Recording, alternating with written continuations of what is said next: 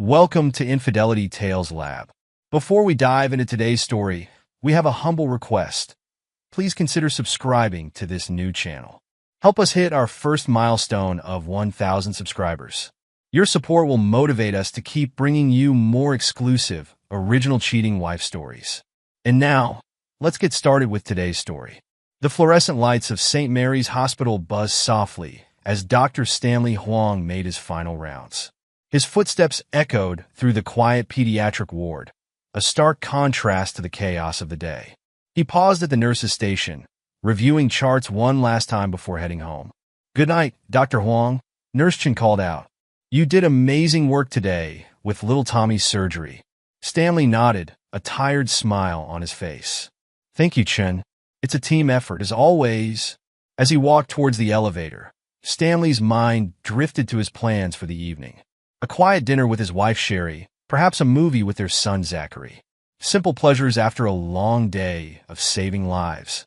The elevator doors opened with a soft ding, and Stanley stepped inside. Just as the doors began to close, his phone rang. Glancing at the screen, he saw Zachary's name and answered immediately. "Zach, is everything okay?" Stanley asked, concern creeping into his voice.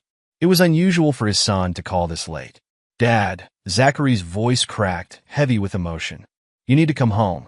Now." Stanley's grip on the phone tightened. "What's wrong? Are you hurt?" "It's Mom," Zachary choked out. She's at the Starlight Motel with Uncle Paul. I can't believe what I saw.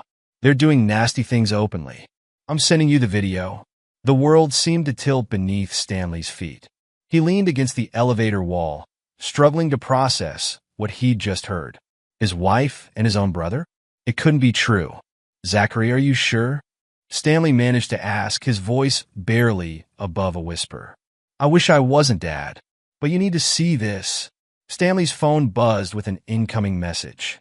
With trembling fingers, he opened the video file.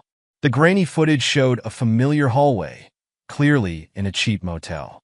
Then, unmistakably, Sherry appeared, giggling as she fumbled with a room key.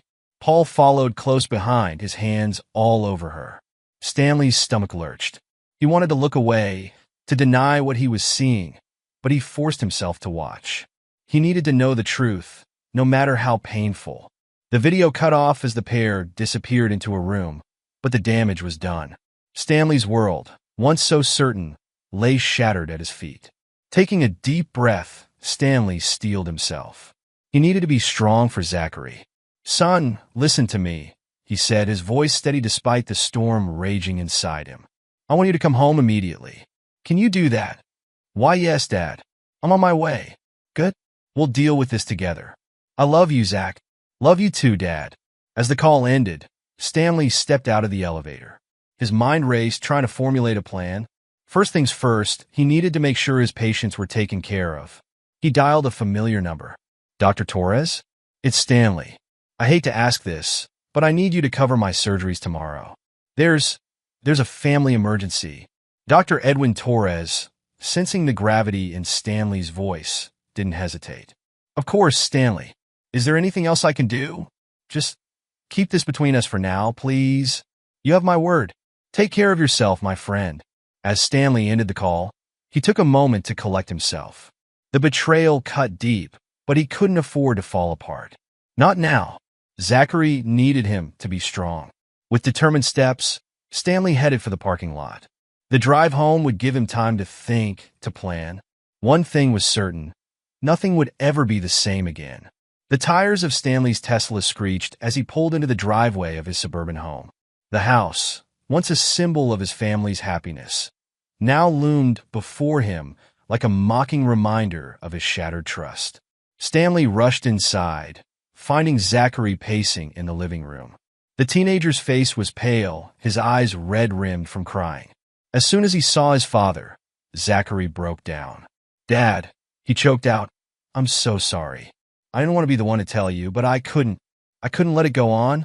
Stanley crossed the room in 3 long strides, enveloping his son in a tight embrace. "You did the right thing, Zach. This isn't your fault. None of this is your fault." As Zachary's sobs subsided, Stanley guided him to the couch. They sat in silence for a moment, the weight of the situation pressing down on them both. Finally, Stanley spoke. Zach, I need you to tell me everything. When did you first suspect something was wrong? Zachary took a shaky breath. It started a few weeks ago. Mom was always on her phone, smiling at messages but hiding the screen when I walked by. And Uncle Paul. He started coming over more often, always when you were at work. Stanley nodded, his jaw clenched tight. Go on. Today, I overheard Mom on the phone. She was laughing, talking about meeting someone. It didn't sound like she was talking to you, so I followed her when she left. You shouldn't have put yourself in danger like that, Stanley said, but there was no anger in his voice. Only concern.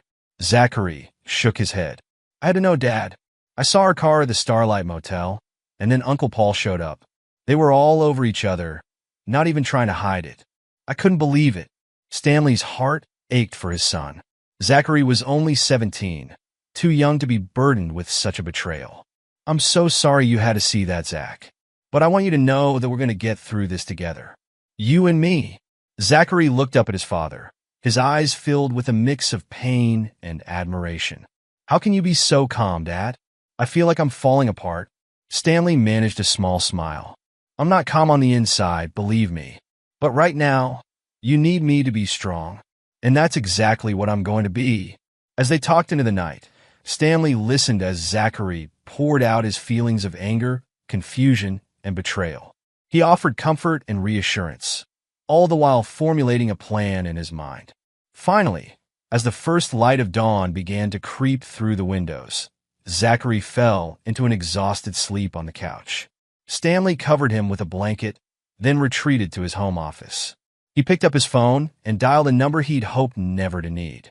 Jose, it's Stanley Huang. I need your help. It's time to initiate divorce proceedings. Jose Farley, known in legal circles for his ruthless efficiency in divorce cases, was instantly alert. I'm listening, Stanley. Tell me everything.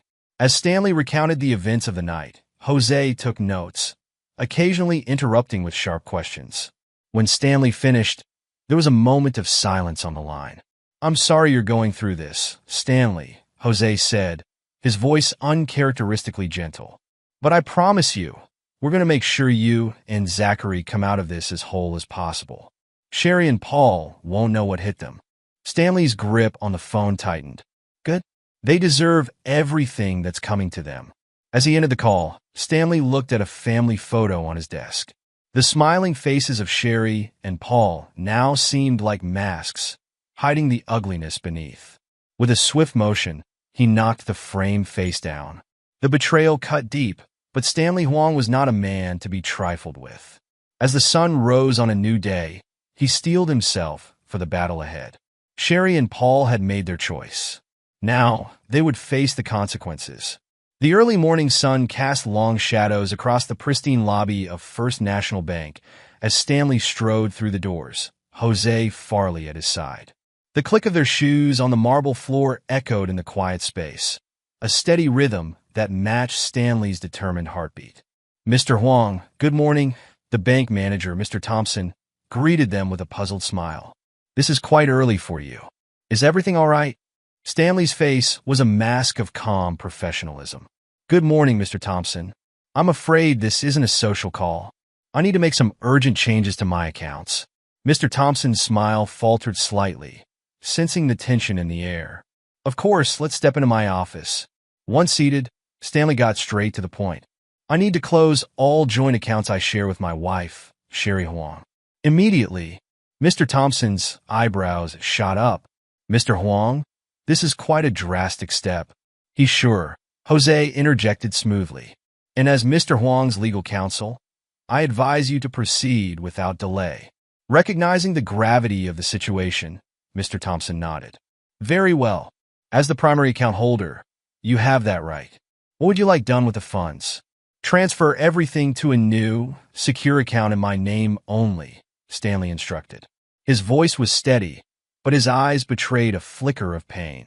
This was the first concrete step in dismantling the life he'd built with Sherry. As Mr. Thompson processed the paperwork, Stanley's mind wandered to the house he'd inherited from his parents. The home where he'd planned to grow old with Sherry, where they'd raise Zachary. Now it felt tainted by betrayal. Jose, Stanley said quietly. After this, I want to put the house on the market. Jose nodded, making a note on his tablet. Consider it done. I know a realtor who can list it immediately. An hour later, they emerged from the bank, the financial ties between Stanley and Sherry severed. Without pausing, they headed straight to the offices of Elite Realty. Sarah Chun, a top-selling realtor and old friend of Jose's, met them at the door. Jose filled me in, she said, her expression sympathetic. I'm so sorry, Stanley, but I promise we'll get your house sold quickly and for top dollar. As they went through the paperwork, Stanley felt a strange mix of emotions.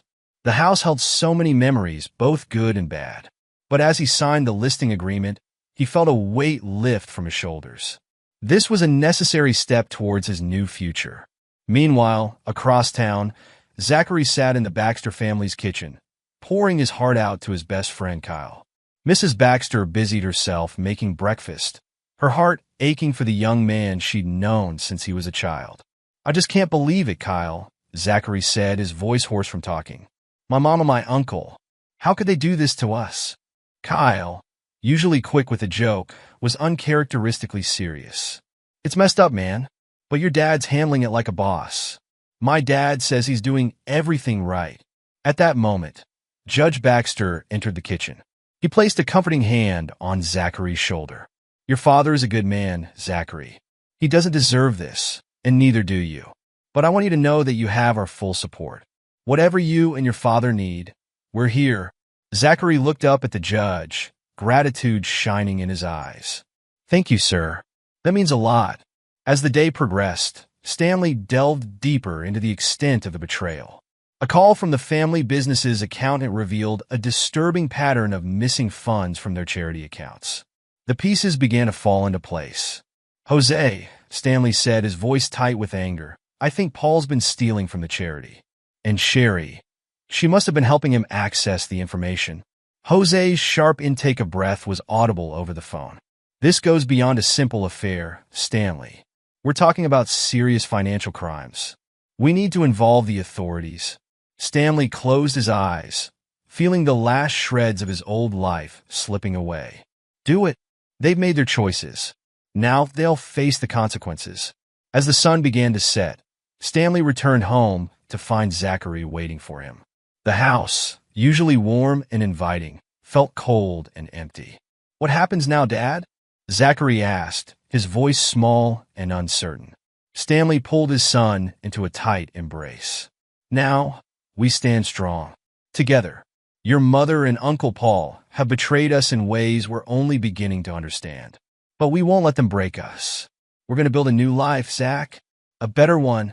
As father and son stood together in the fading light, the first act of their new life was drawing to a close. The revelation had shaken their world to its core. But from the ashes of betrayal, a stronger bond was forming.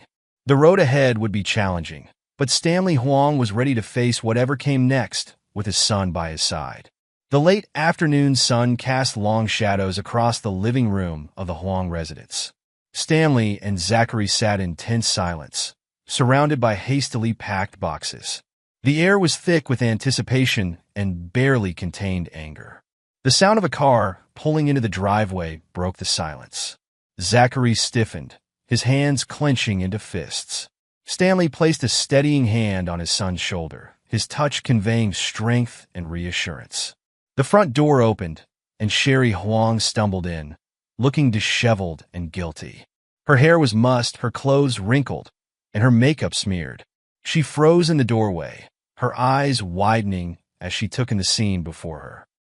What's going on? Sherry asked, her voice trembling. Stanley rose from his seat, his movements deliberate and controlled. Without a word, he crossed the room and handed Sherry a thick envelope. His eyes, once warm with love for her, were now cold and unyielding.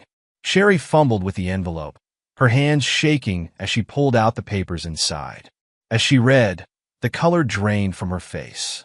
Divorce papers, she whispered, looking up at Stanley in disbelief. You can't be serious. Stanley's voice was low and controlled, but the fury beneath was palpable. I've never been more serious in my life, Sherry. Your affair with my brother ends now, as does our marriage. Sherry's demeanor changed in an instant. Her shock gave way to indignation as she tossed the papers aside. Affair? What are you talking about? You're jumping to conclusions, Stanley.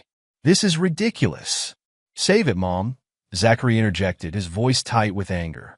I saw you at the Starlight Motel with Uncle Paul. Sherry's head whipped around to face her son, her eyes narrowing. You followed me? How dare you? How dare I? Zachary shot back, rising to his feet. How dare you cheat on Dad?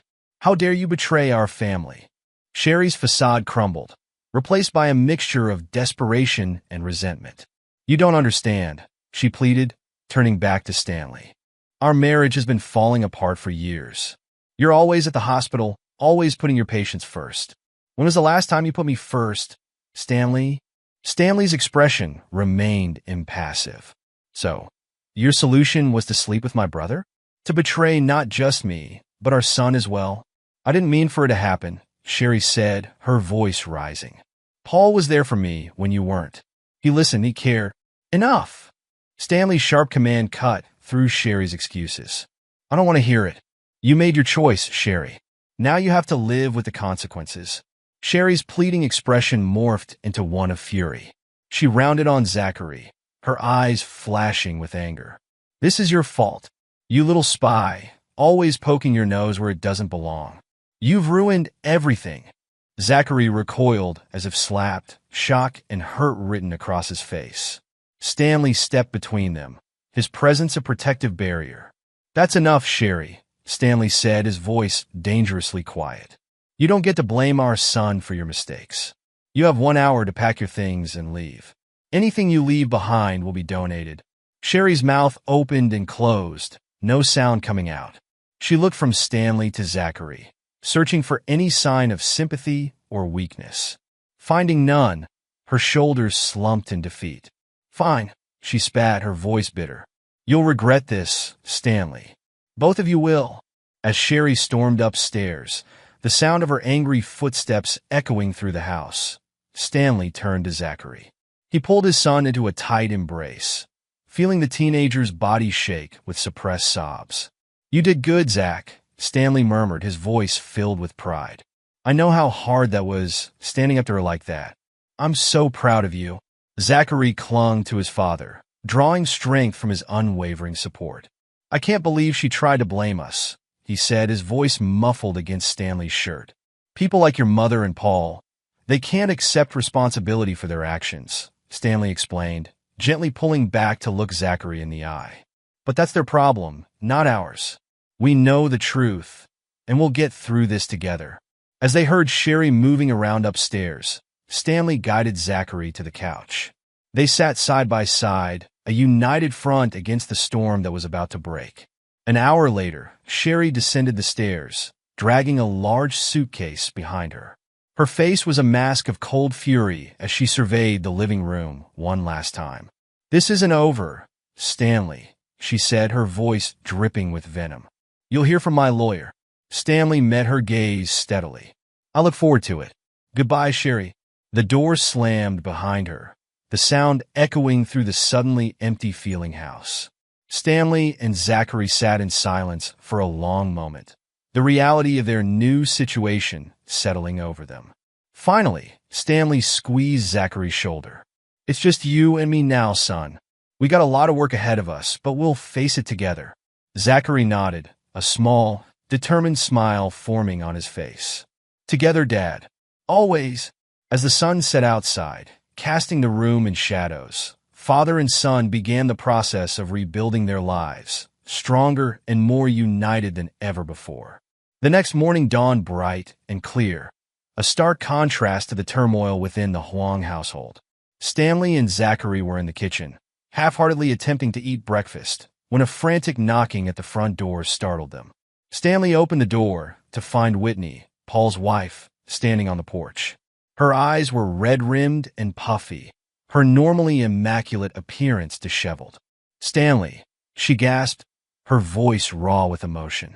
Please, I need to talk to you. Is it true? About Paul and Sherry? Stanley's expression softened slightly at the sight of Whitney's distress. He stepped aside, allowing her to enter. "Come in, Whitney. I think you should sit down." As they entered the living room, Zachary quietly excused himself, sensing the need for privacy. Whitney sank onto the couch, her body trembling.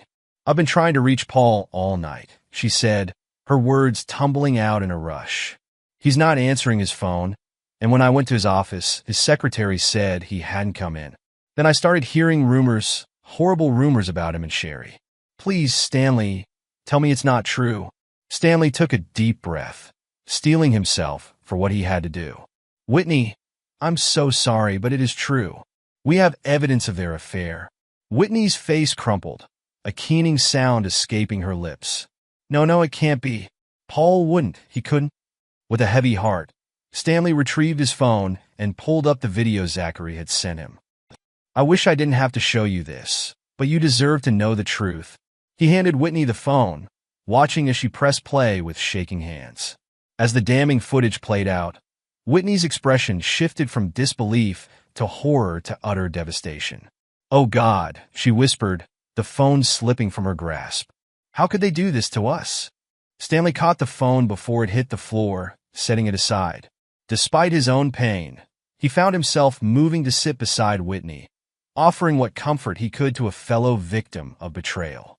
"I wish I had an answer for you," he said softly. "But the truth is, people like Paul and Sherry, they're selfish. They don't think about the pain they cause others." Whitney turned to Stanley, her eyes swimming with tears. "How are you so calm? I feel like I'm falling apart." A grim smile touched Stanley's lips. "Trust me, I'm far from calm on the inside. But I have to stay strong for Zachary.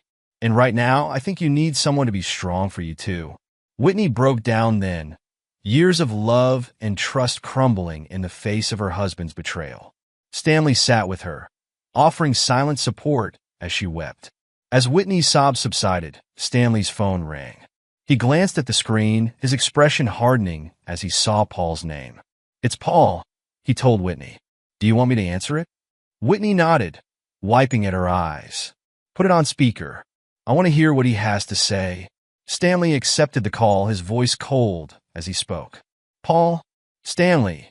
Thank God." Paul's voice came through, a mixture of relief and anxiety. "Look, I know you're probably angry, but we need to talk. This is all just a big misunderstanding." "Save it, Paul," Stanley cut him off. "There's no misunderstanding. I've seen the video. Whitney's seen it too." There was a moment of stunned silence on the other end of the line. When Paul spoke again, his tone had changed, becoming wheedling and desperate. "Come on, bro.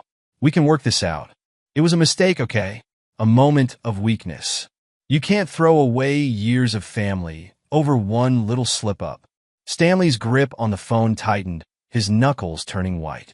"One little slip-up? Is that what you call stealing from our family's charity? Using my wife to access confidential information?" Paul's sharp intake of breath was audible. "How did you look, Stanley? I can explain. I was in a tight spot. I needed the money. But I was going to pay it back, I swear." "Save your excuses," Stanley said, his voice filled with disgust. "I've already reported you to the medical board for your unethical behavior. The police have been notified about the embezzlement. You're done, Paul. You can't do this." Paul's voice rose, panic evident in his tone. "I'm your brother. Family sticks together, no matter what." Stanley's laugh was devoid of humor. "Family? You lost the right to call yourself family the moment you betrayed us. Goodbye, Paul. I hope it was worth it." He ended the call, the silence in its wake deafening. Whitney stared at the phone, then at Stanley, a mix of emotions playing across her face. "Thank you," she said finally, her voice barely above a whisper, "for telling me the truth. For being here."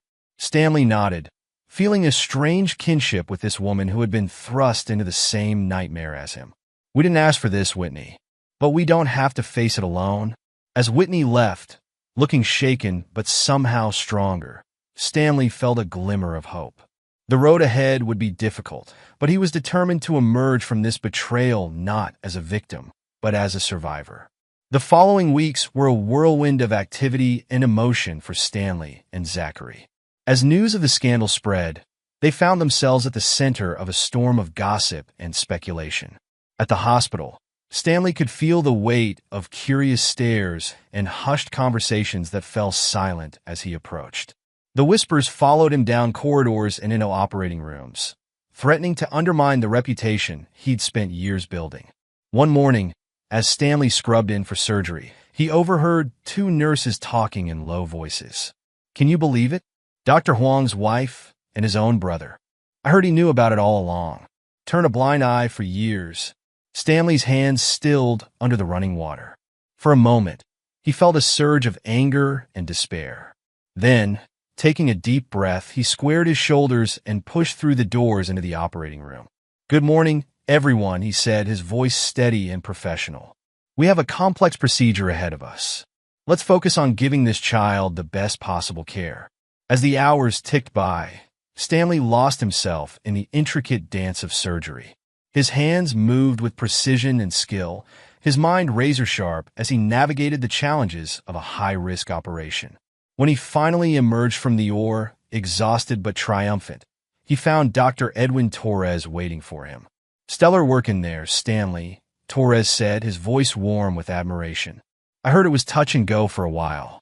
Stanley nodded, allowing himself a small smile. It was challenging, but the team pulled together beautifully. That child has a real chance now. Torres's expression grew serious. Listen, Stanley, I wanted to talk to you about something. I've been hearing some unsavory rumors floating around. Stanley tensed, bracing himself for more judgment or pity. But Torres surprised him. I want you to know that I've got your back, Torres continued.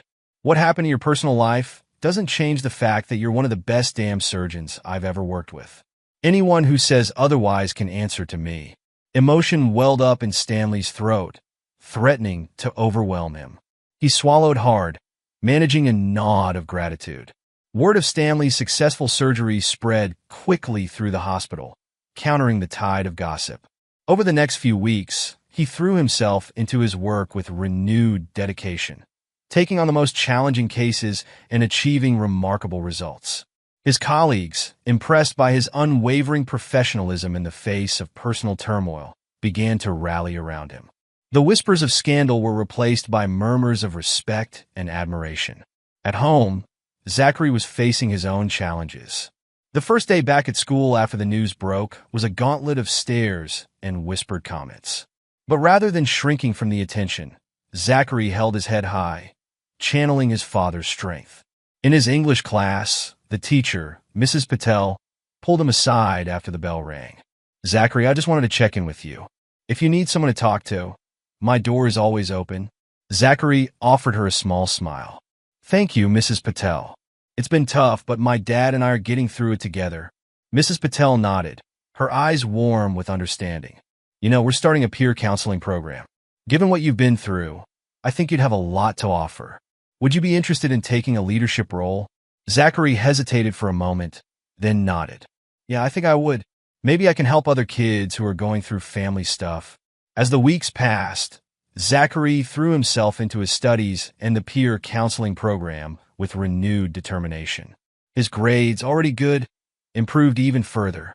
He found a sense of purpose in helping other students navigate their own family troubles, drawing on his experiences to offer support and understanding.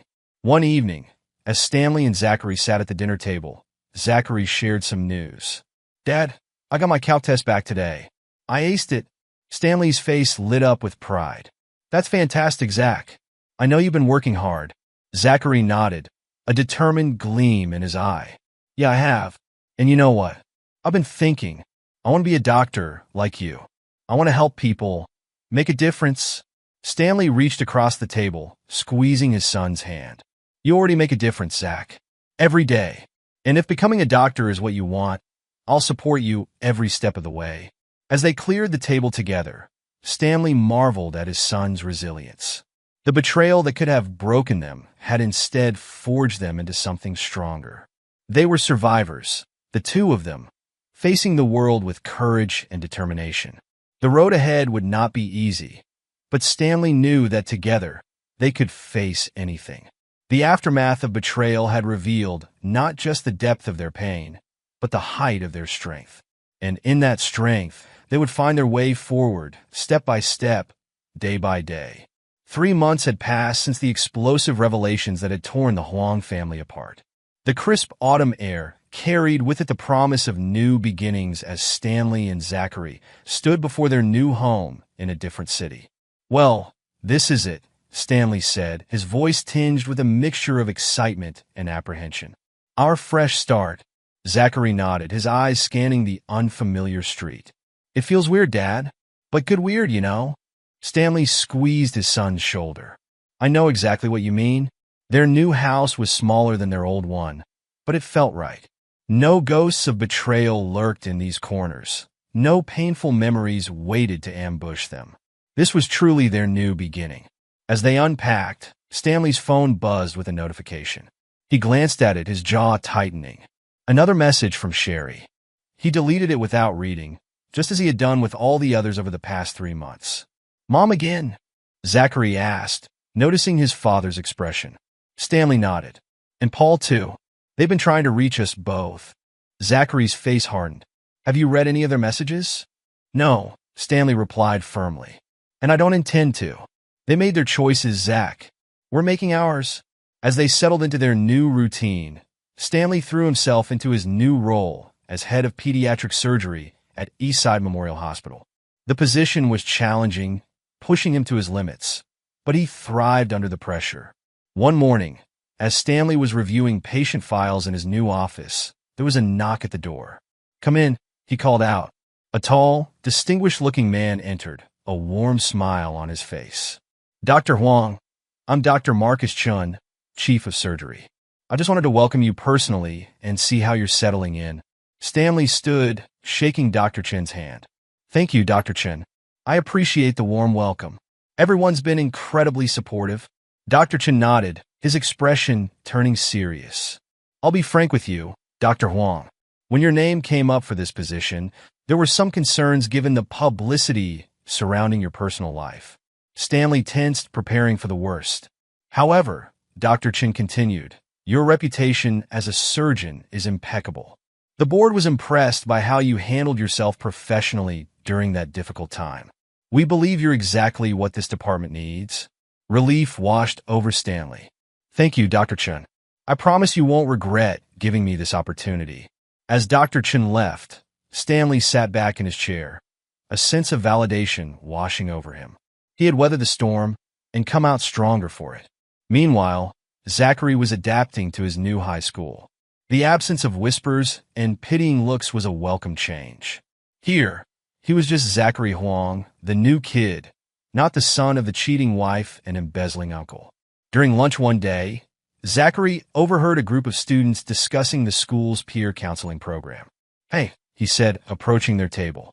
"I couldn't help overhearing. I was involved in a program like that at my old school. Is there any way I could get involved here?" The students looked at him with interest. "Really?" one girl asked. "We're always looking for new volunteers, especially ones with experience. I'm Emma, by the way. I run the program." As Zachary shared his experiences, careful to keep the details of his own family drama vague, he felt a sense of purpose. He could use what he'd been through to help others. It was a small victory, but a significant one. That evening, as Stanley and Zachary shared dinner in their new kitchen, Stanley's phone rang. The caller ID showed a name he hadn't expected to see. Whitney.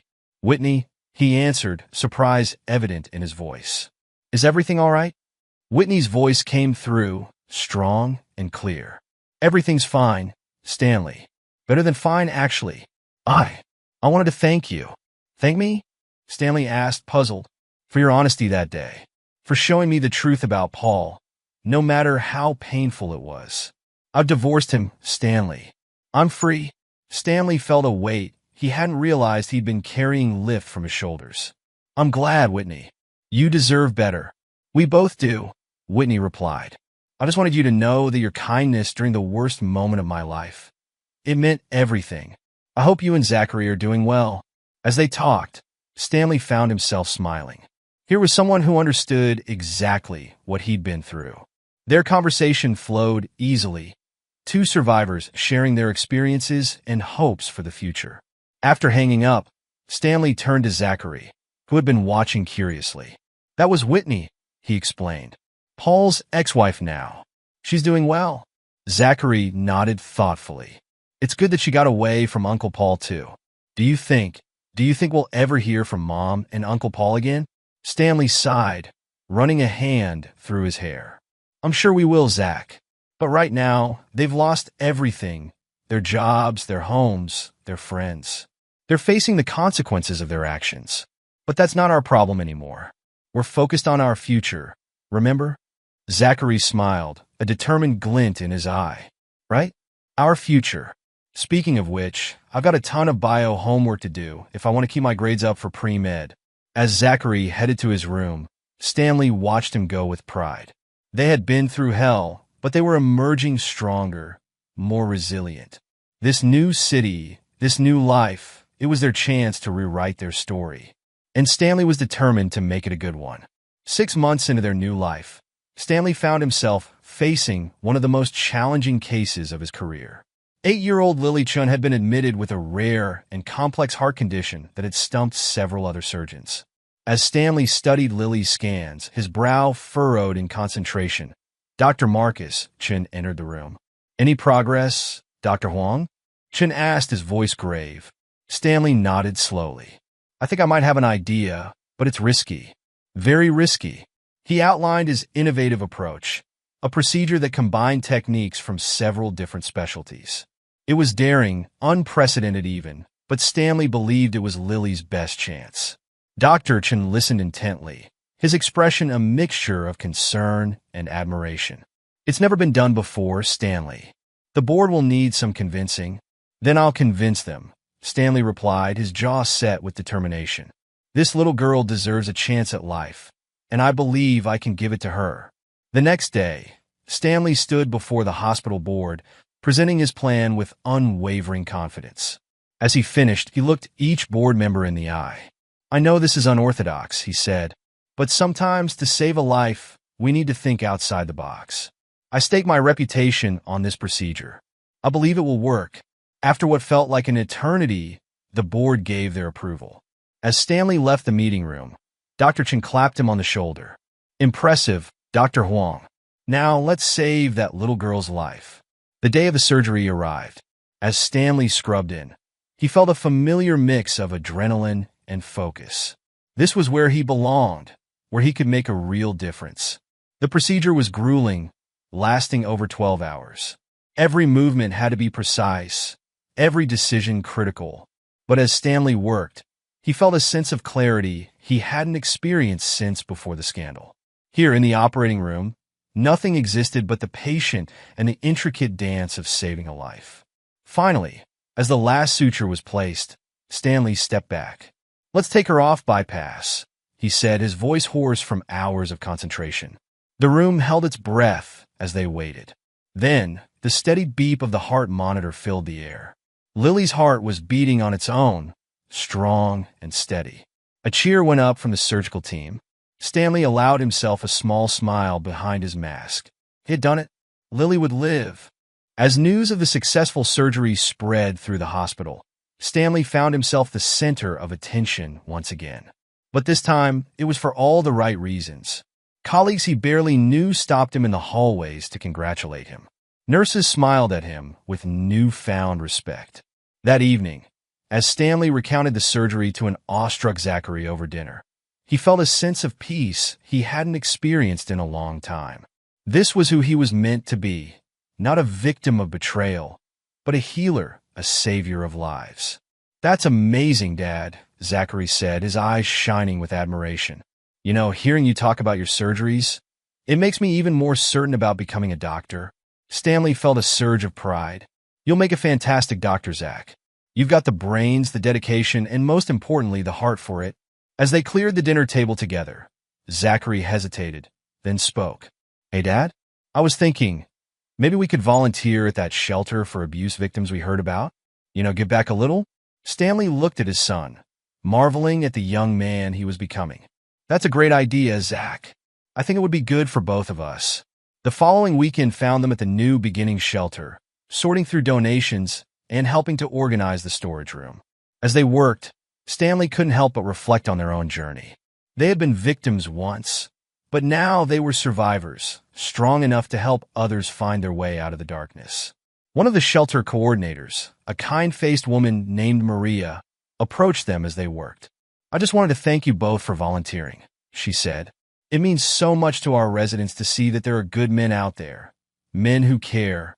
Stanley and Zachary exchanged a look, a silent understanding passing between them. They had come here to help others, but in doing so, they were also helping themselves heal. As they drove home that evening, Zachary turned to his father. "You know, Dad, I'm really proud of us. Look at how far we've come." Stanley nodded, a lump forming in his throat. "Me too, Zach. Me too." 2 years had passed since the scandal that had upended their lives. Stanley and Zachary had settled into their new reality, their bond stronger than ever. The pain of betrayal had faded, replaced by a deep appreciation for the life they had built together. It was a crisp Saturday morning when Stanley's phone rang. The caller ID displayed a name he hadn't seen in months: Jose Farley. "Jose," Stanley answered, a note of surprise in his voice. "It's been a while." "It has," Jose replied, his tone serious. "Stanley, I got some news. Sherry and Paul have been arrested." Stanley felt a jolt of shock. "Arrested? For what?" "Fraud and theft," Jose explained. "Apparently, they didn't stop at just your family's charity. They've been running a scheme for years. They're facing significant jail time." Stanley listened in stunned silence as Jose laid out the details. Sherry and Paul, desperate and cornered, had turned to increasingly risky criminal activities. Now, they were reaping the consequences of their actions. "They're looking to make a deal, Stanley," Jose continued. "They've been trying to contact you. I think they're hoping you'll speak on their behalf, maybe reduce their sentences." Stanley's jaw clenched. Even now, after everything, they were still trying to use him. "What do you think I should do, Jose? Legally? You're under no obligation to get involved. Personally, I think you've given them enough of your time and energy. You've moved on, Stanley. You've built a new life. Don't let them drag you back into their mess." As Stanley ended the call, he felt a strange mix of emotions. There was anger, certainly, at Sherry and Paul's continued selfishness. But mostly he felt a profound sense of detachment. Their actions, their fates, no longer had the power to affect him. Zachary found him sitting on the back porch, staring thoughtfully into the distance. "Everything okay, Dad?" Stanley patted the seat next to him, and Zachary sat down. Slowly, he recounted Jose's call and the news about Sherry and Paul. Zachary listened in silence, his expression unreadable. When Stanley finished, Zachary asked, "Are you going to help them?" Stanley shook his head. "No. They made their choices, Zach. Now, they have to live with the consequences. Our life is here now, with the people who truly care about us." Zachary nodded, relief evident in his eyes. "I'm glad. They don't deserve your help, Dad. Not after everything they did." As they sat together, the sound of a car pulling up broke the silence. It was Whitney, arriving with Kyle and his parents for their planned dinner. The Baxters had become a constant in their new life, providing friendship and support. And Whitney, who had moved to the same city for a fresh start of her own, had become a close friend to both Stanley and Zachary. As they all gathered around the dinner table, Stanley looked at the faces surrounding him. Here was Kyle, Zachary's steadfast friend who had stood by him through the worst of times. Here were Judge Baxter and his wife, who had offered wisdom and support when Stanley needed it most. And here was Whitney, another survivor who had found the strength to rebuild her life. Whitney raised her glass. "I'd like to propose a toast," she said, her eyes meeting Stanley's. "To new beginnings and to the family we choose."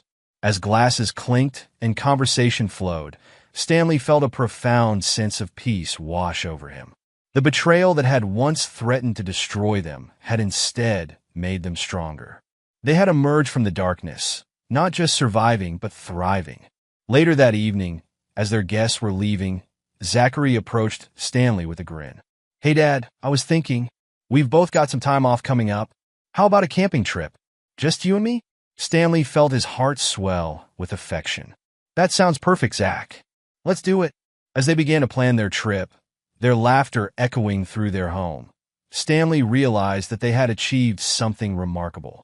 They had taken the shattered pieces of their old life and built something new, something beautiful. This home, this life, was built on a foundation of trust, resilience, and the unbreakable bond between a father and his son. As Stanley looked at Zachary, he knew with absolute certainty that no matter what challenges lay ahead, they would face them together. They were survivors, they were fighters, and above all, they were family. The betrayal at Starlight Motel had been the darkest chapter of their lives, but it had also been the catalyst for this new beginning.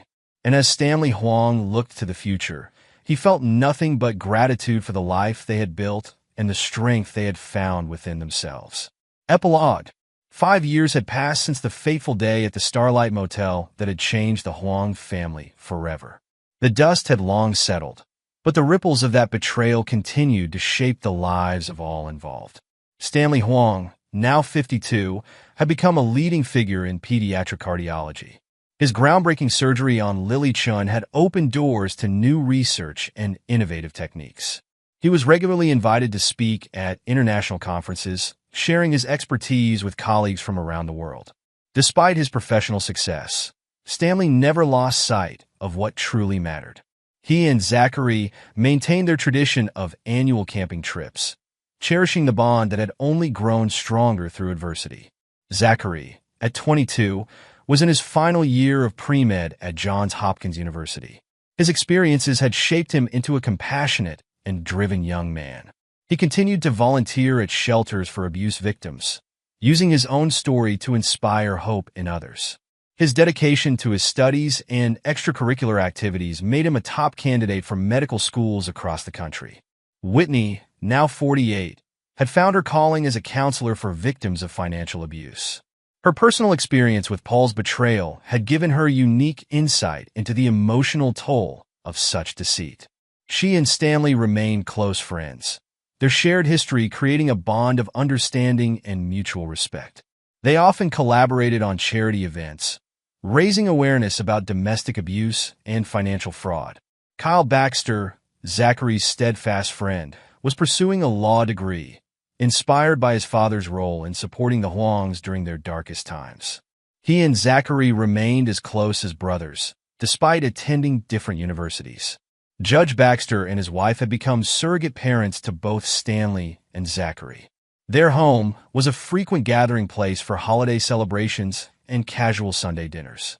The judge, now semi-retired, often sought Stanley's advice on cases involving medical malpractice, bridging their professional worlds.